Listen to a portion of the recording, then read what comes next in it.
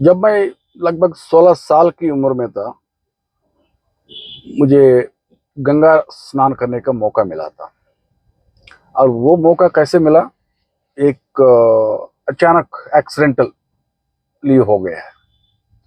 ना मेरे को गंगा स्नान करने का कोई इरादा था, ना कोई यात्रा थी। ये मैं इस कब की बात कर रहा हूँ, 1986 की बात कर रहा हूँ। उस समय क्या हुआ, मैं एक पर्वतारोहण में शिक्षण पाने के लिए एक जगह है उत्तरकाशी करके। उस समय उत्तर प्रदेश में कंबाइंड स्टेट होता था। अभी आजकल उत्तराखंड में है, उस समय उत्तर प्रदेश में था उत्तरकाशी। वहां पर एक नेहरू इंस्टीट्यूट ऑफ माउंटेनियरिंग करके एक संस्था है, अभी भी है। वो लोग क्या करते थे, बच्चों के लिए कुछ एडवेंचर कराने के लिए कुछ कैंप जैसे ऑर्गेनाइज करते थे। तो मैं बचपन में मैं वैसे तो गंगा नदी जी के बारे में सुनता था, किताबों में पढ़ता था। गंगा जल कितना पवित्र है। और ये भी सुनता था गंगा नदी में स्नान करने से सारी पाप मिट जाएंगे। तो मुझे वैसे देखा जाए, लेकिन मुझे ये पता नहीं था कि उत्तरकाशी में मेरे को मौका मिलेगा नहीं मिलेगा गंगा में स्नान करने का। ना मेरा दिमाग में भी नहीं था बिल्कुल। मैं सिर्फ इतना जानता था कि मैं वहां पर रास्ते में हरिद्वार और ऋषिकेश होते हुए जाऊंगा, बस इतना ही पता था मुझे। तो वहां जाने के बाद उन्होंने क्या किया, ये इस के तहत ट्रेनिंग के तहत सारे स्टूडेंट्स को वो लोग लेके गए गंगोत्री तक। उत्तरकाशी से गंगोत्री लेके गए। लेकिन गंगोत्री से गंगा जी शुरू नहीं होती है। गंगोत्री से लगभग 19 किलोमीटर पीछे एक जगह है जिसका नाम गोमुख। वहां से बहना शुरू करती है। इसका मतलब गंगा नदी का जो यात्रा का शुरुआत है, वो वहां से गोमुख से शुरू होती है। वहां एक नदी, बर्फ की नदी है, जिसका नाम, उसको अंग्रेज में ग्लेशियर कहते हैं, गंगोत्री ग्लेशियर, या गंगोत्री बर्फ नदी। वहां से बर्फ पिघल के फिर पानी का बहना शुरू हो जाती है। तो गंगोत्री से वो लोग हमें ट्रेकिंग कराते हुए, 19 किलोमीटर ट्रेकिंग कराते हुए वहां लेके गए। वहां जाने के बाद उनका ट्रेनिंग के तहत ही और एक कुछ भी करवाते हैं, जिसको बोलते हैं नदी को पार करना।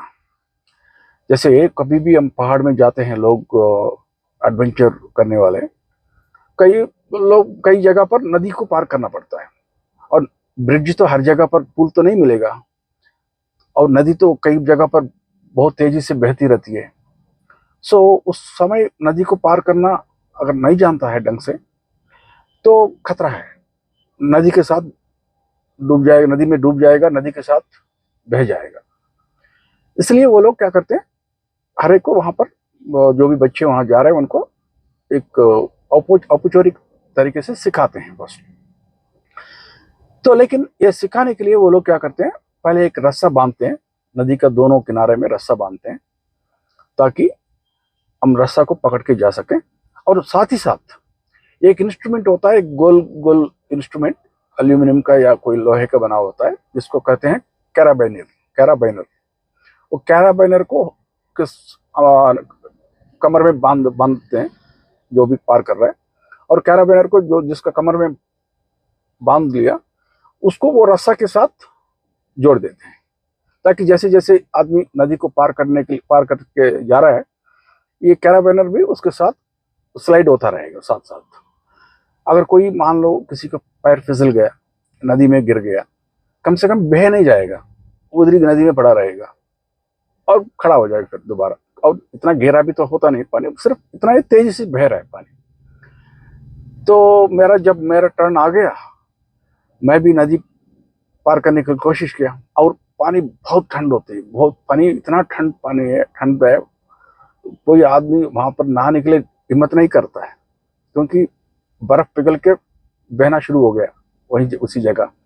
तो कोई हिम्मत नहीं दिखाता है वहां पर स्नान करने का। तो हम तो ट्रेनिंग कर रहे थे, तो ट्रेनिंग पे मैं भाग ले रहे थे, तो इसलिए मेरे को मजबूरी से उतरना पड़ा नदी में। आधा रास्ता पहुंच जाने के बाद पैर फिसल गया, नदी में गिर गया। ये मेरा विधि का, मेरा किस्मत खुल रहे है, खुलने का समय आ चुका था। मेरे को गंगा जी का स्नान लेने का समय आया आया था उस समय, तभी इसलिए मेरा पैर फिसल गया, मैं पूरा डूब गया वहां पर पानी के अंदर, डुबकी लगा दिया। और पानी तो बहुत ठंड थी, वो तो है, लेकिन मेरे को मौका तो मिल गया जिंदगी में पहली बार 16 वर्ष की उम्र में गंगा स्नान करने का मौका मिला। और एक गंगा मैया का बुलावा है, मैं जानबूझ के नहीं गया वहां पर गंगा स्नान करने के लिए। मैं कहाँ मद्रासी हूँ, मैं वैसे ही दक्षिण भारत में रहता हूँ, इतना किलोमीटर जाना, वहाँ गंगा स्नान करना, वो गंगा मैया का बुलावा के बिना होती नहीं है। तो ऐसे कुछ शायद मेरे उम्र में, उस उम्र में वो बुलावा आया है, एक अदृश्य शक्ति मेरे को खींच लिया वहां तक, और मुझे गंगा स्नान करने का मौका मिला। लेकिन यहाँ कुछ मैं आप लोगों को गोमुख का प्रामुख्यता के बारे में भी समझाना चाहता हूँ। गोमुख ऐसे जगह है जहां मैंने बताया गंगा नदी बहना शुरू करती है, पानी के रूप में गंगा नदी बहना शुरू करती है, और बर्फ की नदी पिघलने के बाद। लेकिन जैसे आप लोग पुराण में पढ़ा होगा, गंगा जी को स्वयं ब्रह्मा जी का पुत्रिका है, और उसके बाद गंगा नदी विष्णु भगवान की पैर छू के आते ही है, फिर उसके बाद शंकर भगवान के सिर के ऊपर गिर के, उसके बाद शंकर भगवान की सिर से फिर नीचे धरती के ऊपर आती है। इसका मतलब त्रिमूर्तियों को छूने के बाद धरती पर आके बहना शुरू करती है, वो जगह है गोमुख। इसका मतलब जो भी स्नान कर रहा है वहां पर गोमुख में, ये समझ लो त्रिमूर्तियों को छूने के बाद पहली बार मानव शरीर को छू रही है गंगा नदी। अगर आप लोग में से कोई स्नान करोगे, त्रिमूर्तियों को छूने के बाद गंगा जल आपका शरीर को टच कर रही है, कितने पवित्र होगा फिर। इसका महत्व इतना है। वैसे तो हम सब सुनते हैं कि गंगा स्नान करने से सारे पापों को धुलाई हो जाता है। कहीं पर भी गंगा नदी में कहीं पर भी स्नान करो, गंगा जल का एक बूंद भी अगर टच हो गया, उनका मानव शरीर के ऊपर गिर गया, एक बूंद से भी पाप धुलाई होती है। लेकिन यहाँ थोड़ा समझने वाली बात है, पाप का धुलाई का मतलब क्या है? क्या इस हिसाब से फिर गंगा नदी में कितने लोग, कितने पशु पक्षी पानी पी रहे होंगे, मछली घूमता और रहेगा, इन सबको क्या मोक्ष थोड़ी मिलेगा? लेकिन होता क्या है उसके बारे में हम थोड़ा सा चर्चा भी करेंगे। इसके बारे में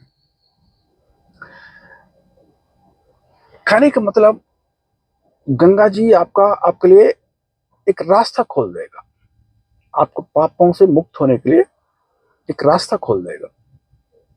क्योंकि जब हम शरीर को जब स्नान करते हैं, जैसे नॉर्मल गंदगी होता है शरीर के ऊपर, मिट्टी या रेती हो अगर शरीर में है, हम तो पानी से नहाते हैं और पूरा धुलाई हो जाता है। लेकिन जो इंसान का जो पाप है वो कर्म है, एक कर्मों की रेत है। ये मामूली भौतिक रेत जैसे नहीं है, एक कर्मों की रेत है। और वो कर्मों का रेत कहाँ इकट्ठा हुआ रखा है? इंसान की मन के भीतर, जिसको कहते हैं विज्ञानमय कोश, और संस्कृत भाषा में विज्ञानमय कोश कहते हैं। या उपचेतन मन वहां पर है, उसका धुलाई फिर कैसे इतना आसानी से थोड़ी होगा। और यहां पर और एक चीज भी ध्यान में रखिए, जो कर्म की सिद्धांत है उसको उल्लंघन नहीं होना है, नहीं हो सकती है। सारे शास्त्र कह रही है, कोई गलत काम किया उनका भोगना ही पड़ेगा फल। जो भी पाप किया है पापों के फल भोगना ही पड़ेगा। उसी प्रकार जिसने पुण्य कमाए पुण्यों का भी भोगेगा। तो ये कोई ये नहीं कह सकता है कि मैं गंगा जी का स्नान कर लिया, मैं सारे पाप मेरा धुलाई हो गया, मैं पवित्र हो गया हूं, मैं फिर अभी दोबारा पाप करना शुरू करूंगा। ये गलत सोच है। होता क्या, मैं थोड़ा समझाने के लिए कोशिश करूंगा ताकि लोग का गलत दिमाग ये बात ना आए कि गंगा जी का स्नान कर लिया, मैं फिर पवित्र हो गया, मैं अभी दोबारा नया नया पाप करना शुरू करूंगा करके। वैसा नहीं होगा। देखिए, हर एक इंसान का मन 3 गुणों से निर्मित है। मैंने कभी एक वीडियो में भी समझाया था, रजोगुण, तमोगुण और सत्वगुण। 3 गुण से हर एक इंसान की मन निर्मित है। तो जब जो पाप कर्मों की जो कर्म है, पाप के कर्म जो है पाप तालुक कर्म, उनका तो भोगना ही पड़ेगा। लेकिन गंगा जी में स्नान किया हुआ है इसलिए उनका जो तनाव जो है शायद कम हो जाएगा। भारी भरकम उसका उसे गुजरने से अलावा एक शांत तौर पर शांत उसका तनाव कम हो जाएगा, बस इतना ही कहते हैं। उसके लिए गंगा जी आपका रास्ता भी खुला देगी। कहने का मतलब, गंगा जी का स्नान करके आ गया, आपके जीवन में ऐसे घटना होने शुरू हो जाएंगे जल्दी, क्योंकि आपको मुक्त होना है। गंगा जी में स्नान करके तो आया हो, पवित्र गंगा जी का स्नान के बाद आपका पापों को धुलाई होना बाकी है, अब होगी, लेकिन उसके लिए रास्ता खुलेगा। ऐसे ऐसे घटना होने शुरू करेंगे ताकि उसका आप अनुभव भी करोगे, आप अपना पापों की कर्म भी भोगोगे और साथ ही साथ वो मिट भी जाएगा। जैसे पापों की कर्म जो मिट जाएगा, जैसे रजोगुण और तमोगुण के कारण से ये हम सब पाप करते रहते हैं आमतौर पर, इनका कम हो जाएगा। और साथ ही साथ गंगा जी में स्नान करना मतलब एक सत्वगुण इकट्ठा करने की बात हो गया, तो सत्वगुण बढ़ेगा और रजोगुण और तमोगुण थोड़ा कम हो जाएगा, एक संतुलन के आसपास पहुंचोगे। यह है गंगा जी में स्नान करने का प्रभाव। ये मत कभी नहीं सोचना मैं गंगा जी में स्नान कर लिया, मैं बाहर जाकर दोबारा गलत काम करना शुरू करूंगा। ऐसा नहीं होता है। और ऐसा नहीं कि गंगा जी में स्नान किया सबको मोक्ष मिल जाएगा। उसका प्रक्रिया को समझ लीजिए, जैसे मैंने समझाया था, उसको फायदा उठाइए। जरूर गंगा जी में जाके स्नान कर सकते हो, और खास करके गोमुख जैसे जगह पर। और 1986 में जब मैं गंगा जी में स्नान करने के लिए गया था, वो लगभग आप ही समझ लीजिए लगभग 38-39 ईयर्स पहले की बात कर रहा हूँ मैं, लगभग 40 साल पहले की बात। उस समय उस जमाने में कुछ नहीं होता था गंगोत्री और गोमुख के बीच में। लेकिन आजकल उत्तराखंड सरकार की उसको संस्था है, टूरिज्म डिपार्टमेंट, गढ़वाल मंडल विकास निगम लिमिटेड, उनके ऑनलाइन बुकिंग भी कर सकते हो। और सबसे पहले गंगोत्री से लेकर गोमुख जाने के लिए पहले 14 किलोमीटर तक आप घोड़े में भी जा सकते हो। आखिरी 5 किलोमीटर कंपलसरी आपको चलना पड़ेगा, लेकिन कोई चढ़ाई ज्यादा नहीं होगा वहां पर, सिर्फ नदी के साथ साथ साथ चलते रहोगे। पहले 14 किलोमीटर खूब चढ़ाई होगा, लेकिन घोड़े में जा सकते हो, कोई समस्या नहीं। और बीच में 2 जगह आएगा। 5 किलोमीटर जाने के बाद एक छीड़बासा करके एक जगह आती है, वहां पर होटल मिल जाएगा, पानी खाना सब कुछ मिल जाएगा, लेकिन रहने के लिए वहां कुछ नहीं है छीड़बासा में। उसके लिए आप एक जगह है भोजवासा, जो 14 किलोमीटर, जो गंगोत्री से 14 किलोमीटर दूरी पर मिलती है। वहां पर आपको गढ़वाल मंडल विकास निगम लिमिटेड की एक होटल मिलेगा, आप ऑनलाइन बुकिंग भी कर सकते हो। कमरा नहीं मिलेगा, डॉर्मेट्री मिलेगा, 8-8, 10-10 लोगों को एक हॉल जैसे, काफ़ी, बेड, ब्लैंकेट सब कुछ मिल जाएगा। खाना पानी का कोई समस्या नहीं है वहाँ पर, वहाँ रह सकते हो। और आजकल तो फिर भी काफ़ी आसान हो गया। अगर किसी को गोमुख यात्रा करना चाहते हो तो, और मैं उम्मीद करता हूँ आप सबको मौका मिल जाए गोमुख यात्रा करने का। वैसे तो गंगा जी का स्नान कहीं पर भी कर सकते हो, लेकिन गोमुख जैसी जगह पर क्या है, जिंदगी में कम से कम एक बार वहाँ जाने से, जैसे मैंने पहले बताया, उस महत्वपूर्ण क्या है, गंगा गोमुख का महत्वपूर्ण क्या है, उसका फायदा उठा सकते हो। मैं उम्मीद करता हूँ आप सबको गंगा मैया का बुलावा जल्दी से जल्द आ जाए।